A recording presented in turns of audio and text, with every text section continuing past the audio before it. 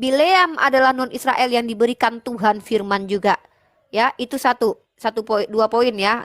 Satu tentang janji kekal Tuhan, yang kedua, nah, saya membawa kitab Raja-Raja untuk membuktikan bahwa Tuhan itu selalu janjinya dua arah. Kalau kalian tidak ikuti perjanjian Tuhan, maka Tuhan tidak akan memberikan janjinya. Menariknya adalah ketika Bani Israel, kalau kita lihat catatan-catatan Bani Israel adalah orang yang tegar tengkuk, digelari sebagai ular beludak oleh Yesus. Bahkan mereka adalah nenek moyangnya pembunuh para nabi. Tetapi kenapa Tuhan masih memberikan kerajaan itu terhadap Bani Israel? Pertanyaan saya. Padahal Tuhan mengatakan tentang moralitas. Oke lah, moralitas ini berkaitan dengan ajaran Tuhan yang di dalam kitab Torah. Kalau mereka hidup sesuai dengan aturan Tuhan dalam kitab Torah, maka kerajaan tidak putus dari Israel. Kenapa Yesus menjadi raja kemudian? Sementara Bani Israel sudah banyak melakukan kedurhakaan terhadap Tuhan, itu pun diakui oleh kitab sucinya teman-teman Kristen. Contohnya Yesus sendiri mengatakan, bukankah nenek moyang kalian adalah orang-orang yang telah membunuh para nabi? Apakah Tuhan tetap akan memberikan janji kepada Bani Israel? Nah, yang menarik di sini kontradiksinya adalah Elia mengatakan bahwa Torah itu diberikan kepada keturunan Abraham. Lalu kenapa kalian yang bukan Bani Israel ditebus dari hukum Torah yang adalah kutukan? Kalian bukan orang pemegang Torah. Torah inilah kata Paulus dalam kitab Roma pasal ketiga, menjadi asbab orang segala sesuatu dikurung dalam dosa. Lalu kenapa kalian berhak ditebus dari kutukan hukum Torah? Itu juga pertanyaan bagi saya. Ya, silakan Elia. Oke. Oke, bentar ya. Oke, begitu. Baik, Uni, ada beberapa hal yang harus saya tanggapi. Tadi kalau Uni mengatakan bahwa keturunan bangsa lain itu juga mendapatkan janji itu, tapi sepertinya Uni sama sekali tidak memahami esensi wahyu Tuhan di dalam Taurat.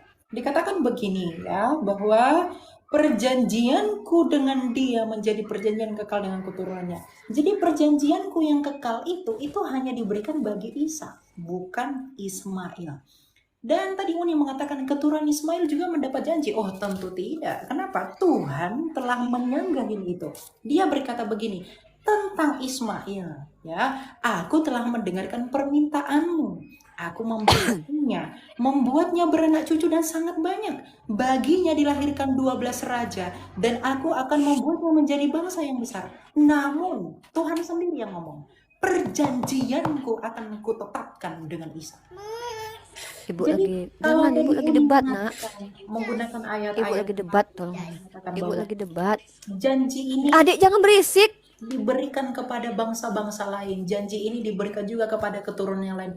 Tuhan sendiri atau yang disebut sebagai Bapa atau Allah Tritunggal itu telah memberikan pernyataan yang begitu terang bahwa Dia menepis tidak ada harapan janji dari Ismail. Janji itu hanya dari Isa. Kalau kita baca dalam Kejadian 17 ayat 21, Tuhan dengan jelas berkata, namun perjanjianku akan kutetapkan dengan Isa yang akan dilahirkan Sarah bagimu. Saya pikir ayat ini sudah terlalu cukup untuk membantah apa yang disebut oleh Uni Rifa tadi ya. Jadi tidak ada pembenaran bahwa di luar daripada Isa itu tidak mungkin ada janji yang datang untuk menyelamatkan. Lagi pula, janji itu juga didasari oleh Allah, itu atas korban darah kepada Abraham. Di dalam Kejadian 15 ya, bahwa Abraham itu akan memiliki keturunan yang begitu besar, yang gilang gemilang. Nah, salah satunya adalah Daud yang menurunkan Mesias. Nah, jadi memang janji itu hanya diberikan kepada keturunannya Ishak yang nanti menurunkan Yakub, yang kemudian Yakub akan memperanakkan Israel atau 12 suku bangsa Israel. Jadi di luar dari Yakub janji itu tidak diberikan. Kalau kemudian tadi Uni mengatakan sunat pun itu ada di bangsa-bangsa lain atau sunat pun itu berlaku bagi bangsa lain. Sekarang kita tidak berbicara tentang sunat itu berlaku atau tidaknya karena itu adalah tanda. Tapi poin yang saya mau elaborasi adalah masalah janji itu. Wahyu itu diberikan kepada siapa? Keturunan Isa. Jadi kalau Uni mengatakan ada keturunan lain yang bisa membantu ini, tentu itu tidak bisa dibenarkan. Nah, kemudian kamu ditebus oleh Taurat. Tidak ada bahkan dalam penghayatan iman keyahudian orang ditebus dengan Taurat. Taurat itu menjadi kutuk bagi kita. Kenapa? Karena kita tidak bisa sempurna melakukan Taurat itu.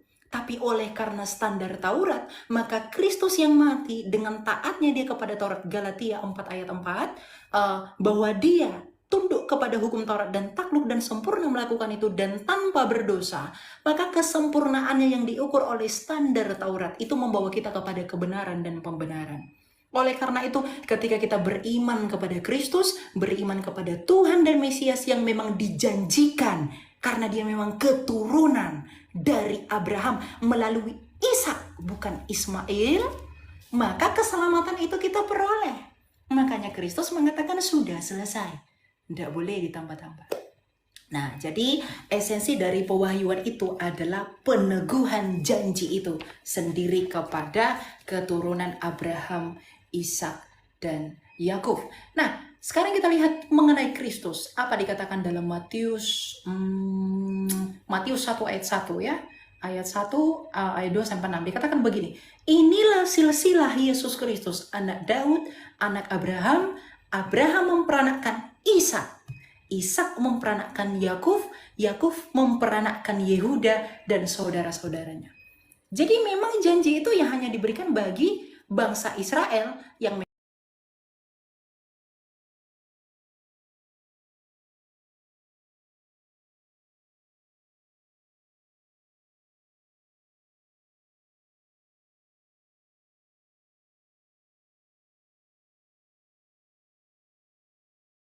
dia mengalahkan maut dengan bangkit pada hari ketiga. Janji selesai. Gitu ya. Ya, silakan Noni. Oke.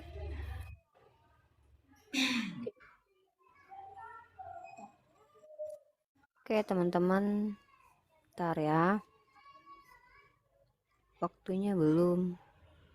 Ya. Bentar, waktunya. Oke, ini dia. Di add aja. Nanti Oke, teman-teman. Silakan Noni. Saya ingin Elia menjelaskan ke saya Kejadian pasal 17:7, mula-mula janji Tuhan Abraham itu ada kaitannya dengan keselamatan. Tolong dijelaskan di ayat itu. Ya, karena di sini perjanjian Tuhan adalah aku akan mengadakan perjanjian antara aku dan engkau serta keturunanmu turun-temurun menjadi perjanjian yang kekal supaya aku menjadi Allahmu dan Allah keturunanmu. Kalau Elia berpegang teguh di sini, maka jangankan kami umat Islam, kami lebih aman karena bagaimanapun juga Nabi Muhammad SAW itu keturunan dari Nabi Ismail alaihissalam, masih juga dianggap keturunan Abraham walaupun tidak diakui oleh iman Kristiani. Masalahnya adalah apa kaitannya dengan Kristen? Karena kita bicara tentang keturunan di sini, apa kaitannya dengan Kristen? Kalau kita bicara tentang janjinya hanya untuk keturunan Ishak, apa kaitannya dengan Kristen kemudian? Nah, yang kita bahas di sini adalah perjanjian kekal ini adalah perjanjian hukum dua arah antara Tuhan. Iya, saya sepakati perjanjian kalau mereka keturunan Bani Israel itu akan diberikan tanah Kanaan, betul. Baca perjanjiannya. Jadi tolong ayat dijelaskan secara kontekstual. Penjelasannya bahwa penjelasan ini adalah maksudnya merujuk kepada keturunan dari Yesus nanti yang akan menjadi. Ini apa kaitannya dengan ayat Kejadian ini? Kita baca lagi kitab Kejadian ini teman-teman ya. Saya lebih menelaah ini doh. Kepadamu dan kepada keturunanmu akan kuberikan negeri ini yang kau diami sebagai orang asing, yakni seluruh tanah Kanaan akan kuberikan menjadi milikmu untuk selama-lamanya dan aku akan menjadi Allah mereka. Di sini jelas bahwa janjinya adalah memberikan tanah Kanaan. Apa korelasi dengan keselamatan Elia? Ya, ayat ini dulu. Jelaskan Kejadian 17 dulu. Sementara syariat yang harus dipenuhi oleh keturunan Abraham dan bukan keturunan Abraham adalah di Khitan. Ismail itu di Khitan. Ismail tidak perlu perjanjian dengan Tuhan. Kenapa? Karena Tuhan sudah merahmati dan memberkati dia. Bahkan Elia sendiri sudah mengakui itu. Kenapa ada perjanjian antar Ishak? Raja-raja sudah saya bawakan. Kitab Raja-Raja mengatakan perjanjian itu dibuat oleh Tuhan karena Bani Israel ini tegar tengkuk. Contoh, Nabi itu diutus untuk kaum-kaum yang tidak mengerti Tuhan dulu, seperti Bani Israel yang sering tegar tengkuk, maka diutuslah nabi-nabi setelahnya. Mari kita bahas tentang itu. Saya akan tunjukkan dalam beberapa literasi ya teman-teman ya. Nah, kemudian ya kita lihat, kita masuk ke dalam konteks Islam. Dalam surah Al-Baqarah ayat ke-85. Kemudian kamu Bani Israel membunuh dirimu sesamamu dan mengusir segolongan dari kamu dari kampung halamanmu. Kamu saling membantu menghadapi mereka dalam kejahatan dan permusuhan. Dan jika mereka datang kepadamu sebagai tawanan, kamu tebus mereka padahal kamu dilarang mengusir mereka. Dan poinnya di sini adalah menunjukkan bagaimana sikapnya Bani Israel yang memang layak untuk diberikan nabi terus. Kenapa? Karena mereka adalah orang yang tegar tengkuk. Apa kata Musa? Selagi aku hidup saja kalian sudah berlaku tegar tengkuk, apalagi setelah aku mati. Wajar orang-orang fasik seperti seperti ini diutus nabi sebagai bentuk kasih Tuhan. Nah, ternyata Tuhan tidak rasis, guys. Tuhannya Bani Israel dalam Bamidbar Rabah, ya, kayak saya tunjukkan datanya, menurut pemahaman orang-orang Yahudi juga mengutus nabi untuk bangsa lain. Ntar. Bamidbar Rabah 20 ayat 1, teman-teman, ya, saya tunjukkan bahwa Tuhan Bani Israel ini bukan Tuhan yang rasis, hanya memberikan keselamatan kepada Bani Israel saja. Mari kita lihat Bamidbar Rabah chapter 20 nomor 1, teman-teman. Bahasa Inggrisnya, teman-teman, ya. Nih. And Balak son of Zippor saw the Torah says dalam Deuteronomy 32, the rock perfect his work, for all of his ways are justice. Hasem did not given the non-Jews an opening to say in the future, you have distanced us. What did Hasem do? Just like he set up king and and prophet for the Jews. Begitu juga ya, ketika Tuhannya Bani Israel memberikan raja, nabi atau orang-orang inilah ya kepada orang Jews, he set this up for the non-Jews. Dia juga memberikan hal yang sama kepada non-Jews. He set up Solomon as a king as a king over the Jews and the entire earth. Ya, maksudnya di sini saya ambil poin di sini bahwa orang Yahudi sendiri mempercayai Hashem itu tidak rasis. Tidak hanya memberikan keselamatan, nabi-nabi tidak diutus hanya untuk orang Bani Israel. Bahkan mengirim juga nabi-nabi dari bangsa lain untuk bangsa lain juga. Itu poin saya, ya. Nah, kemudian itulah saya tunjukkan Bileam itu juga nabi dari non-Israel. Nah, saya bawa raja-raja tadi, bukti bahwa apakah benar Tuhan yang disembah oleh Elia adalah Tuhan yang rasis, hanya memberikan keselamatan kepada keturunan Abraham, tapi kemudian menyelamatkan Bani Edom, orang tidak berkulub, di 1 abad kemudian, abad pertama kemudian. Di abad-abad sebelum Yesus lahir, Tuhan hanya menyelamatkan Bani Israel. Tiba-tiba di abad pertama, orang yang tidak berkulub, orang yang tidak mengenal Torah diselamatkan Tuhan. Artinya ada perbedaan doktrin, ya, yang kontradiksi penjelasan Elia. Ketika Elia mengatakan bahwa keselamatan itu hanya untuk Bani Israel atau datang dari Bani Israel, tapi tiba-tiba kita lihat, apakah ada nabi dari Kirene? Ada, coba lihat dalam Kisah Para Rasul, bahwa ada nabi dari Kirene yang bukan Bani Israel. Ini kita lihat, ya. Saulus, kemudian waktu habis, sorry. Masih ada. Uni yang kita cintai ini. Masih ada 2,51. Aku udah win. Udah habis. Nanti setelah aku ini kita udah 2 putaran. 2 putaran lagi baru closing. Oke, ya. Bentar ya. Uni lanjut aja. Oh ya, oke. Ini Elia, ya. Oke. Oke, gitu ya. Oke. Nah, ya, kita tanggapi dengan baik, ya. Yang pertama tadi Uni mengatakan bahwa keturunan Ismail juga mendapat janji dari Kejadian 17 ayat 7. Kita baca, ya. Aku akan menetapkan perjanjian antara aku dan engkau serta keturunanmu, turun-temurun menjadi perjanjian yang kekal, supaya aku menjadi Allahmu dan Allah keturunanmu. Betul, menjadi Allah keturunanmu, tapi janji itu melalui keturunan yang mana? Yaitu dijawab di dalam Kejadian 17 ayat 21. Perjanjianku dengan Ishak, bukan dengan Ismail. Ya, itu sudah jelas dijawab oleh Tuhan. Jadi mau ini dimaknai keturunan siapa lagi, itu sudah Tuhan sendiri yang menjawab di dalam Torah. Di dalam Kejadian 17 ayat 21. Tapi mengenai Ismail, dia memberkati, betul. Dia memberkati Ismail, tetapi dia tidak memberikan janji itu kepada Ismail. Dia mengikat perjanjiannya dengan Ishak. Jadi kalau Uni mengatakan Ismail juga mendapat bagian, tentu Tuhan sendiri yang membantah itu dengan pengandaiannya. Kemudian yang kedua, Uni mengatakan bahwa karena bangsa Israel ini tegar tengkuk, kemudian ini yang membuat seolah-olah ada peluang bahwa janji itu diberikan kepada bangsa lain. Kita coba lihat di dalam Hosea. Di dalam Hosea dikatakan begini, keluarga Hosea gambaran Israel yang tidak setia. Rusaknya keluarga Hosea itu tidak membuat Allah mengutus nabi lain daripada Hosea. Bahkan di dalam Hosea 1 sendiri pada konteksnya sama, Allahnya Abraham, Ishak dan Yakub itu mengatakan di dalam Hosea 1 ayat 10 dengan perikop janji tentang keselamatan. Tetapi kelak jumlah orang Israel akan seperti pasir laut yang tidak dapat ditakar dan tidak dapat dihitung. Di tempat mana dikatakan kepada mereka, kamu bukanlah umatku, di situ akan dikatakan kepada mereka, anak dari Allah yang hidup. Orang Yehuda dan orang Israel akan berkumpul bersama dan mengangkat satu pemimpin bagi mereka. Mereka akan menduduki negeri ini. Sungguh betapa besar bagi Israel. Jadi meskipun Hosea memberontak, Tuhan tidak menyediakan nabi lain. Malah dia memberikan janji keselamatan bagi bangsa itu dengan pengharapan apa? Pertobatan.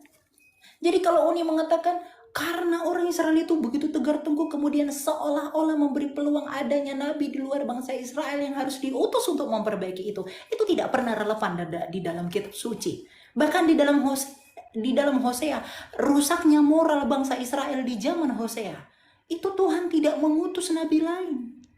Dia tetap mempertahankan itu, malah memberi janji keselamatan yang menjadi tanda bahwa Allahnya Abraham, Ishak dan Yakub itu setia.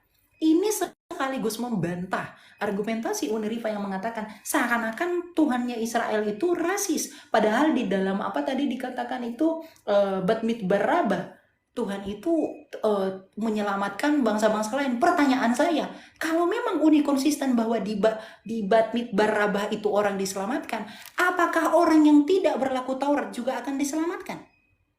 Kalau Uni pergi ke bangsa Israel sekarang, apakah mereka menerapkan 613 Taurat kepada orang non-Israel? Mereka hanya menerapkan 7 hukum Nuh. Lalu di mana letak keselamatan di luar bangsa Israel kalau Uni menggunakan Bat Midbar Rabah tadi? Padahal Taurat yang menjadi dasar penyelamatan mereka tidak diberikan kepada mereka. Menurut Mazmur 147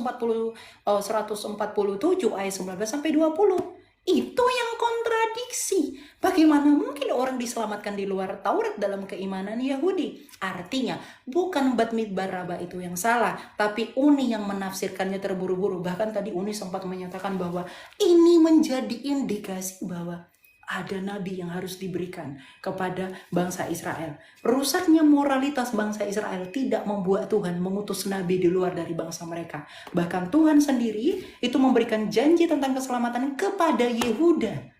Israel sendiri yang rusak tidak dari luar, tetap dari dalam.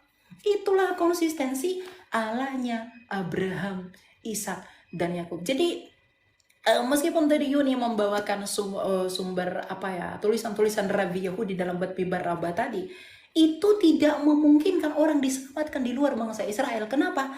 Penyelamatan mereka itu didasarkan pada Torah, pengampunan dosa oleh pemercikan darah di atas Beth Hamikdash yang ada di dalam Tauratnya mereka. Lalu bagaimana mungkin mereka bisa diampuni? Sedangkan hukum Taurat itu tidak dijatahkan pada mereka, karena Tuhan tidak berlaku begitu bagi bangsa lain. Jadi semua argumentasi itu saya kira tidak relevan, tapi apa yang Uni sampaikan tadi itu semakin menunjukkan dan mengukuhkan bahwa memang janji itu diberikan kepada Ishak dan Yakub. Dan itu digenapi dalam Kristus. Oke, terima kasih. Oke. Ya. Oke. Bentar. Tunggu sabar teman-teman.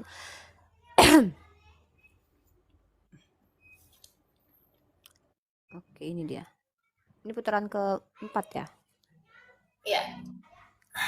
Oke, teman-teman, ini sangat blunder juga ya saya katakan. Kenapa? Pertama, saya tadi mengajak Elia untuk membahas janji sunat itu, korelasinya dengan keselamatan. Elia membawa Abraham di awal. Saya sebenarnya temanya kan transmisi kitab suci, tapi akhirnya kita menuju kepada wahyu dari Abraham. Abraham di situ dinyatakan bahwa janji itu adalah janji tentang sunat, di mana janji dua arah. Bahkan kalau tidak dilakukan akan dimusnahkan dari bangsa-bangsa. Ternyata poin penting saya adalah bantahan terhadap Elia bahwa janji itu ditunaikan bukan hanya untuk keturunan Abraham. Karena orang yang dibeli Abraham pun ikut, including di dalam itu. Itu poin saya yang tidak ditanggapi oleh Elia. Dan di mana di situ korelasinya dengan keselamatan yang Yesus akhirnya menjadi seorang penyelamat bagi Elia dan orang-orang Kristen lainnya. Itu yang menjadi pertanyaan bagi saya. Nah, kalau kita lihat apakah tidak ada nabi di Bani Israel? Justru dalam kitab Perjanjian Baru ada nabi di luar Bani Israel itu. Di dalam kisah para rasul pasal ke-30 ya, ayat pertama, pada waktu itu dalam jemaat di Antioquia ada beberapa nabi dan pengajar, yaitu Barnabas, Simeon, disebut Niger, dan Lukius orang Kirene.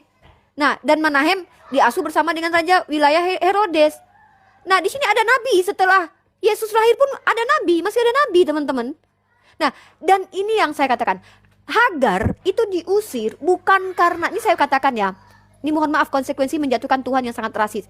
Ketika Sarai melihat Hagar bermain dengan Ishak, Sarai tidak mau berbagi warisan dengan Ismail. Itu poin pentingnya juga, teman-teman harus baca dalam kitab Kejadian.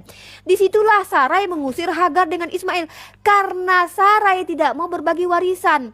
Dan Tuhan menurut iman Kristiani dan Yahudi membenarkan ketidakmauan Sarai berbagi warisan dengan Ismail. Sementara bilangan pasal 21, kalau tidak salah ayat 15 tentang hak kesulungan anak. Hak kesulungan anak dari istri yang tidak dicintai tidak boleh digantikan dengan istri yang tidak dicintai, dengan istri yang istri yang dicintai. Walaupun Ismail itu anak yang dari istri yang tidak dicintai, harusnya menurut Ulangan atau bilangan 21 ayat 15 yang diatur oleh kitab Torah tidak boleh digantikan dengan hak kesulungan ke Ishak. Tapi tiba-tiba coba lihat teman-teman, begitulah dalam iman Kristen dan Yahudi menukarnya bahwa yang mendapatkan hak kemudian adalah Ishak. Padahal dalam kitab mereka sendiri diatur hak kesulungan anak. Jadi intinya di sini adalah, kalau saya melihat, saya tidak menafikan Yahudi tidak menyukai Ismail, Kristen tidak menyukai Ismail, karena kitab Yahudi ini adalah kitab yang ditulis oleh orang-orang Yahudi. Jadi kalau ada isinya yang lebih menguntungkan kepada mereka, itu hal wajar. Anehnya teman-teman Kristen mengatakan bahwa keselamatan datang dari Bani Israel, tetapi justru Yesus sendiri bukan Israel secara nasab. Yesus adalah anak seorang wanita Israel. Buktinya kalau wanita tidak bisa menjadi nasab, Yakub itu punya 13 anak. Kenapa yang disebut Bani Israel hanya 12 orang? Kenapa Dina tidak disebut sebagai Bani Israel? Karena dia perempuan. Tapi Yesus yang konon katanya mewarisi janji dari Tuhannya Elia, justru lahir tanpa bapak yang Yahudi. Tapi kalau kita lihat silsilahnya, dipaksakan silsilahnya dari bapak tirinya, yaitu Yusuf. Jadi doktrin Elia yang mengatakan bahwa keselamatan itu dari Bani Israel dan menyematkan Israel itu kepada Yesus, itu blunder sendiri dalam silsilahnya kitab Elia. Coba perhatikan, apa kaitannya Yesus dengan Israel? Kalau memang nasab itu bisa kepada seorang wanita, kenapa Dina tidak dikatakan Bani Israel? Kenapa 12 suku saja Bani Israel, sementara Yakub punya anak 13? Ya, itu juga pertanyaan saya. Nah, kita kembali ke tema transmisi kitab suci. Sebenarnya sudah jauh sangat melenceng dari transmisi kitab suci, bahkan tidak menyentuh bagaimana ring satu kita, Yesus ke Elia, Nabi Muhammad ke saya, mentransfer kitab suci itu tidak tersentuh. Justru kita lebih membahas perjanjian Tuhan dengan Abraham yang bahkan tidak diikuti oleh orang Kristen karena memang mereka tidak mendapatkan hak untuk mengikuti menurut Elia. Padahal di dalam iman Kristen, di dalam iman Yahudi, saya sudah tunjukkan sebagai bentuk keadilan Hashem, Hashem juga menyelamatkan bangsa lain, bahkan mengutus nabi dari non Israel seperti Bileam. Saya sudah kasih contoh, Bileam nabi non Israel. Bangsa lain juga diutus menurut tradisi orang-orang Yahudi. Kalau Elia sebagai Kristen menolak itu, ya kan itu doktrin asumsi teologinya Kristen. Ya, nggak mungkin juga mereka sepakati semua yang dipahami oleh orang Yahudi. Masalahnya saya membawa literatur teman-teman ya, bahwa ketika Tuhan hanya menyelamatkan Bani Israel, ini konsekuensinya Tuhan itu rasis. Makanya di dalam Bamidbar Rabah 20 nomor 1 tadi, sebagai bentuk keadilan Hashem, Hashem juga mengutus nabi untuk non-Yahudi. Itu menurut mereka, Yahudi mengakui seperti itu. Nah, begitu juga dengan nabi yang dari Kirene ini, juga ada di dalam kitabnya Perjanjian Baru sendiri, Kisah Para Rasul. Nah, jadi saya bingung dengan Elia ini. Standing point Elia mengatakan bahwa keselamatan itu datang dari Bani Israel. Sementara Yesus itu tidak bisa dikatakan Bani Israel karena dia bukan anaknya Bani Israel. Karena nasab itu dari laki-laki, bukan dari perempuan. Sementara silsilah dalam kitab PB itu justru dari bapak tirinya yang tidak ada kait-mengait dengan Yesus. Mungkin itu saja. Terima kasih. Oke. Oke, bentar ya. Saya minum dulu. Silakan. Oke. Aduh. Panas. Saya pengen kita tuh lebih fokus sih. Di transmisi kitab suci nggak tersentuh loh, Dek. Proses perjalanan panjang kitab suci. Gini Uni. Atau part selanjutnya aja. Iya, nanti kita buat kapan lagi janji Next ya. kita. Karena kita kan bahas gini, lisan dulu yang menimbulkan tulisan. Gitu toh, ya kan? Jadi janji. Ya. Oke. Saya paham. Oke. Jadi nanti kita sepakati bahwa ada perbedaan di antara kita tentang janji Tuhan, tetapi kalau tentang transmisi nanti berarti Elia minta waktu lagi nanti, berarti ya minta time lagi. Next mungkin. Kira-kira minggu ini atau minggu depan. Karena materinya sudah saya siapkan. Saya juga sibuk Uni ya. Jadi Ya, saya tidak seperti Uni yang memasak rendang, nggak ada pesanan jual gitu ya. Saya Oh iya, bukan. saya nggak terlalu sibuk tapi rezeki berlimpah itu sih alhamdulillahnya. Ya, alhamdulillah lah ya. Oke Hmm. lah, oke. Sebentar dulu ya, saya buka dulu.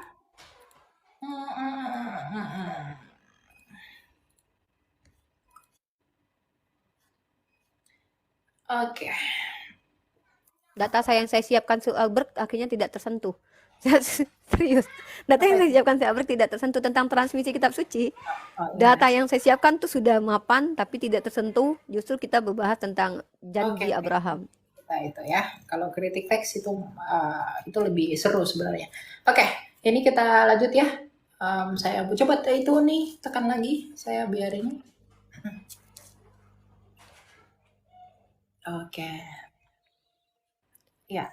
Nah, tadi mengatakan mengenai sunat itu lagi-lagi sebenarnya saya harus katakan poinnya itu tidak didapat karena memang sunat itu adalah tanda, betul. Kalau tadi Uni menggunakan Kejadian 17 ayat 7 itu tidak melegitimasi bahwa itu diberikan kepada bangsa lain. Tuhan sendiri sudah menolak itu. Tuhan sendiri mengatakan bahwa perjanjianku akan kutetapkan dengan Ishak. Jadi janji itu hanya untuk Ishak. Kalau ini mengatakan dari hal-hal ini dari ayat 7 seisi rumahmu dan lain-lain itu karena Abraham itu mempengaruhi orang-orang yang ada di rumahnya sebagai orang yang dipilih Tuhan. Ya termasuk Ismail ya pasti. Tetapi janji mengenai apa yang Tuhan mau berikan itu hanya diberikan bagi Ishak. Jadi kalau ini tadi katakan Ismail juga diberikan, itu tidak relevan ya. Nah, kemudian nabi di perjanjian baru juga ada nabi. Pertanyaan saya, apakah nabi di perjanjian baru yang disebut nabi itu adalah nabi dalam peraturan Taurat? Tentu tidak. Jadi kalau Uni mengatakan setelah perjanjian baru pasti ada nabi. Kalau mungkin Uni mengatakan bahwa nabi kami itu juga adalah nabi. Itu tidak terhitung sebagai nabi di dalam hukum Yahudi karena dia tidak ditabiskan. Ya? Jadi perjanjian baru, kalau Uni mengatakan oke, dia tidak ditabiskan, dia harus karena dia adalah nabi baru, ya harusnya dia mengikuti peraturan Kristus dari para rasul. Begitu. Nah, yang ketiga mengenai Yesus yang adalah bukan Israel. Pertanyaan saya, adakah catatan sejarah atau catatan yang Alkitabiah di dalam kanon yang menyangkal keyahudian Kristus? Ingat, kalau dia bukan orang Yahudi dalam pemahaman orang Yahudi, tidak mungkin dia dipanggil sebagai rabi. Mungkinkah orang Yahudi menjadikan yang bukan Yahudi menjadi rabi? Yesus itu orang Yahudi, maka dia disebut sebagai rabi. Jadi kalau Uni mengatakan Yesus itu tidak sah karena dia itu sebenarnya bukan orang Yahudi. Orang Yahudi mengakui dia sebagai rabi. Bahkan dia mengajar di bait Allah. Dia masuk ke sinagoga. Anda ingat ketika peristiwa Antiochus Epiphanes di dalam di Utrokanonika di kitab Makabe, orang-orang dalam tanda petik orang-orang non Israel itu menjara dan menajiskan bait suci yang dilarang oleh orang Israel. Kalau Yesus bukan orang Israel atau bukan bagian dari keyahudian, mungkinkah dia mengajar di bait suci? Mungkinkah dia mengajar di Beit Hamikdas? Mungkinkah dia mengajar di sinagoga? Jadi saya pikir Uni terlalu terburu-buru menyimpulkan argumentasi mengatakan Yesus bukan orang Yahudi. Terlalu banyak data dan fakta yang Alkitabiah maupun yang sejarah untuk mengonfirmasi bahwa Yesus adalah orang Israel. Nah, bagaimana janji itu dipenuhi di dalam Kristus? Ini saya komparasi begini. Kalau Uni mau membenarkan bahwa di pandangan iman kami itulah yang menyempurnakan, yang menyelesaikan janji itu. Ada beberapa hal yang perlu Uni bayangkan. Kalau memang Uni, keyakinan Anda itu adalah menggenapi janji itu, apakah sunat yang Anda lakukan menurut sunat yang dilakukan Abraham? Sunat yang dilakukan Abraham usia berapa? 8 hari. Anda disunatkan usia berapa? 20 tahun, 15 tahun, 40 tahun. Itu sama sekali tidak mengelaborasi janji Abraham. Kalau Anda mengklaim bahwa Anda dari Abraham. Sama sekali tidak. Tidak ada poin yang dapat Anda dapatkan dari sini. Yang pertama, Anda bukan dari keturunan Ishak. Yang kedua, Anda bukan dari Israel. Yang ketiga, Anda bukan dari keyahudian. Yang keempat, Anda sekalipun bersunat, itu hanyalah sunat yang Uni maksud di luar bangsa-bangsa lain. Bukan sunat bangsa Israel yang kepadanya janji diberikan. sunat Israel di dalam Taurat, di dalam Miswot nomor 17, usia 8 hari. Kenapa Anda disunatkan tidak usia 8 hari? Kalau memang janji itu Anda yang mewarisinya. Oleh karena itu, tidak satu pun yang Anda dapatkan kalau Anda mengklaim bahwa kami adalah penerus dari Abraham, semuanya gagal. Dalam pengertian, apa yang diajarkan Taurat, apa yang diwarisi oleh Allah, itu sama sekali tidak dielaborasi oleh yang datang setelah Yesus Kristus. Ya, jadi janji itu hanya boleh digenapi oleh Kristus. Kenapa? Karena hanya Kristus yang menyelesaikan semua hukum itu di dalam kesempurnaannya, di dalam takluknya dia kepada hukum Taurat. Galatia 4 ayat 4. Yesuslah yang disunat usia 8 hari karena dia keturunan Abraham. Kalau dia bukan keturunan Abraham, tidak mungkin dia disunat. Uni pergi ke sana orang Padang, ke Israel, Uni nggak mungkin disunat. Gitu ya, jadi coba direfleksikan kembali. Thank you. Ini masih sekali lagi tanggapan habis itu closing statement ya, karena saya harus menanggapi beberapa poin. Betul. Oke, ada 4 poin ya yang ingin saya tanggapi dan 2 informasi yang ingin saya sampaikan. Saya fokus dulu deh ke sini. Oke, saya tanggapi argumen Elia lagi teman-teman. Kata Elia begini, menurut orang Yahudi, pertanyaan saya, kamu kalau membawa standar orang Yahudi, jangankan nabi saya, Tuhan yang kamu tuhankan saja, jangankan jadi Tuhan, jadi Mesias pun tidak diterima, Elia. Kalau kita bicara menurut orang Yahudi, ya, jangankan nabi saya, Tuhan yang kamu tuhankan saja, jangankan jadi Tuhan, jadi Mesias saja ditolak. Kalau kita bicara menurut Yahudi, saya di sini tidak, parameter kebenaran saya bukan dari pendapat Yahudi, tapi saya membawa sudut pandang Yahudi terkait bagaimana mereka memahami Tuhan yang memberikan keselamatan kepada siapa saja. Apakah hanya kepada Bani Israel atau melulu dari Bani Israel? Saya sudah bantah datanya dengan adanya pengutusan Bileam sebagai nabi. Satu. Yang kedua adalah adanya daerah-daerah yang bukan Bani Israel diselamatkan. Baca Yunus pasal 3 nomor 1 sampai 5. Itu Niniwe, itu Bani Israel bukan? Niniwe kenapa diberikan keselamatan sama Tuhan? Apakah Niniwe adalah bagian dari Bani Israel? Apakah mereka bersunat? Tidak bersunat.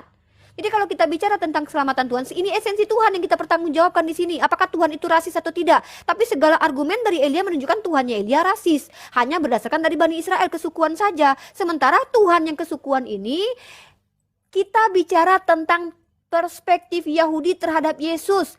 Menurut anggapan orang, dia orang Yahudi, betul.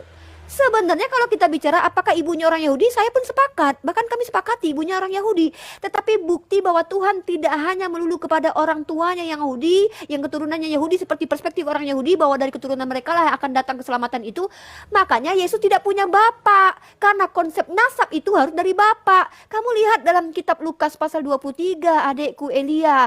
Yesus itu dianggap Yahudi, dikatakan Yahudi karena dia dikatakan anak Yusuf. Siapa? Anaknya Yusuf. Ketika Yesus memulai pekerjaannya, menurut anggapan orang, baca dalam kitab Lukas pasal 23 pasal 3 nomor 23. Nih, saya bacakan nih. Ini anggapan orang terhadap Yesus tuh banyak di zaman itu, mengatakan dia dari Belzebul, mengatakan dia adalah orang yang hasil zina bahkan sekalipun. Jadi di sini konteks yang saya katakan, keselamatan datang dari Bani Israel. Yesus itu tidak sempurna menjadi Bani Israel karena dia bukan anak kandung seorang laki-laki Israel.